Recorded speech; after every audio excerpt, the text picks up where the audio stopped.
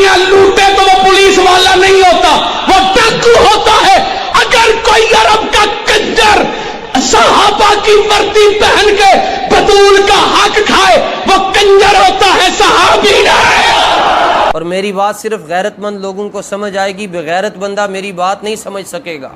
کیونکہ جب کسی کے ماں باپ کو، کسی کے بڑوں کو گالیاں دی جائیں تو وہ پہلے ایف آئی آر نہیں کٹواتا، وہ پہلے خود جواب دیتا ہے، بعد میں قانون کا راستہ اختیار کرتا ہے۔ بسم اللہ الرحمن الرحیم، صلی اللہ علی حبیبہ محمد وآلہ وسلم۔ ناد علیم مظہر العجائب تجدہ عونا لک فی النوائب، کل ہم وغم سینجلی بعظمتک یا اللہ وبنبوتک یا محمد وبولایتک یا علی۔ اسلام ما اطاعت خلفاء راشدین، ایمان ما حب آل محمد است۔ اہل سنت کا ہے بیڑا پار، اصحاب حضور نجم ہے اور ناؤ ہے عطرت رسول اللہ کی۔ برادران اسلام، ابھی آپ نے ایک کلپ سنا جس میں کنجر ابن کنجر گستاخی کر رہا ہے اس ہستی کے بارے میں جو آج بھی رسول پاک صلی اللہ تعالیٰ علیہ وآلہ وسلم کے پہلو میں آرام فرما رہے ہیں۔ میری مراد مکین روضہ رسول، خلیفہ اول بلا فصل، سیدنا و مولانا امیر المؤمنین حضرت ابو بکر صدیق رضی اللہ تعالیٰ عنہ ہیں، اور یہ ان کی بارگاہ کے اندر بے ادبی کر رہا ہے، گستاخی کر رہا ہے۔ گزارش یہ ہے کہ جہاں تک مسئلہ تحقیق کا ہے وہ یہ ہے کہ اس جملے سے اہل بیت نبوت کا دل دکھا ہے، رسول اللہ صلی اللہ علیہ وآلہ وسلم کی آل مبارک کو اذیت پہنچی ہے، اس نے سیدہ پاک کا دل دکھایا ہے۔ اس کی وجہ یہ ہے کہ ان کے اہل تشیع کے سب سے بڑے امام، جس کو یہ اپنا امام اکبر تسلیم کرتے ہیں، اپنا باپ مانتے ہیں، اپنا دادا مانتے ہیں، صاحب اصول کافی صفحہ نمبر 286 پر حضرت ابو عبداللہ جعفر بن محمد رضی اللہ تعالیٰ عنہما کا تذکرہ کرتے ہوئے یہ لکھتا ہے، آپ کا نسب شریف، یعنی امام جعفر صادق رضی اللہ تعالیٰ عنہ کے نسب کی بات کر رہا ہوں، اور میری بات صرف غیرت مند لوگوں کو سمجھ آئے گی، بغیرت بندہ میری بات نہیں سمجھ سکے گا،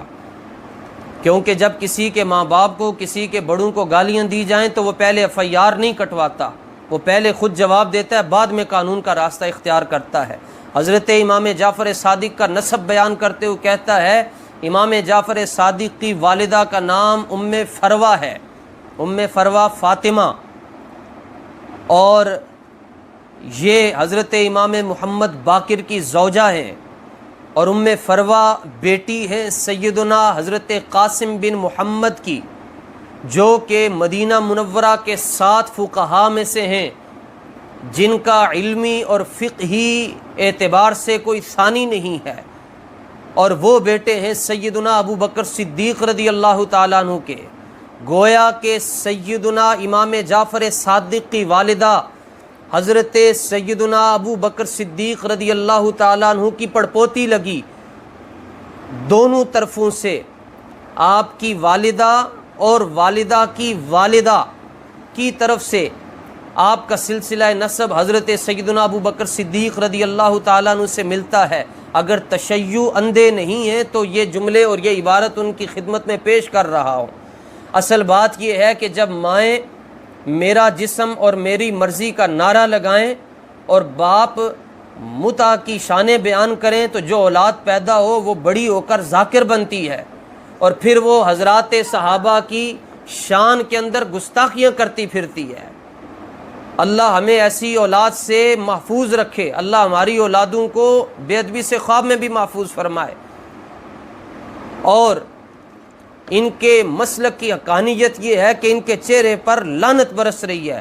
اور اہل سنت کے مسلک کی شان یہ ہے کہ جب وہ دنیا میں ہوتے تب بھی ان کے چہرے دمکتے ہیں، چمکتے ہیں، اور جب دنیا سے جاتے پھر بھی ایک عالم کہتا ہے وہ دیکھو نبی کا غلام جا رہا ہے۔ اسی طرح کا ایک شخص حضرت امام زین العابدین رضی اللہ تعالیٰ عنہ کی بارگاہ میں حاضر ہوا، محب اہل بیت اور غلام اصحاب مصطفیٰ حضرت امام احمد بن حنبل، جن کے جنازے کے اندر 8 لاکھ آدمی اور 60,000 عورتیں تھیں، 20,000 یہودیوں نے آپ کے جنازے کا منظر دیکھ کر کلمہ پڑھ کر اپنا مذہب بدل دیا تھا۔ آپ 164 ہجری میں پیدا ہوئے، 241 ہجری کے اندر آپ کا وصال ہے۔ حدیث نمبر 16709 کے تحت لکھا کہ ایک شخص امام زین العابدین سجاد امت علی اوسط علی بن حسین رضی اللہ تعالیٰ عنہ کی خدمت میں حاضر ہوا اور کہنے لگا ما کان منزلۃ ابی بکر و عمر من النبی صلی اللہ علیہ وآلہ وسلم، کہ حضرات شیخین یعنی سیدنا ابو بکر صدیق اور سیدنا فاروق اعظم کا مقام اور مرتبہ حضور کی بارگاہ میں کیا تھا صلی اللہ علیہ وآلہ وسلم۔ آپ نے انج دی سٹ ماری کہ لویا پگھل جائے۔ آپ نے ارشاد فرمایا منزلتہما الساعہ، اے شیخین کا مقام پوچھنے والے، جو مقام ان کا تھا وہی ہے، جو اب ہے وہی تھا۔ اس نے کہا جی اب کیا ہے؟ فرمایا اگر خدا توفیق حاضری مدینہ دے اور باب بقیع سے اندر جاؤ تو دیکھنا جانے جانا صلی اللہ علیہ وآلہ وسلم کے ایک پہلو میں یار غار مصطفیٰ آرام کر رہے ہیں اور دوسرے پہلو میں مراد مصطفیٰ فاروق اعظم رضی اللہ تعالیٰ عنہ آرام کر رہے ہیں۔ نام آ جانے سے ابو بکر و عمر کا لب پر تو اچھلتا ہے، تو بگڑتا ہے، وہ تو پہلو میں سلائے ہوئے ہیں۔ اور میں یہ کہنا چاہتا ہوں کہ کتے حشر تک بھونکتے رہیں گے اور صدیق و عمر پہلو مصطفیٰ میں سوتے رہیں گے۔ حکومت وقت سے میں مطالبہ کرتا ہوں اور پرزور مطالبہ کرتا ہوں اہل سنت کی طرف سے کہ یہ گستاخ صحابہ کو فوری طور پر قانون کے کٹہرے میں لایا جائے اور اسے عبرتناک سزا دی جائے،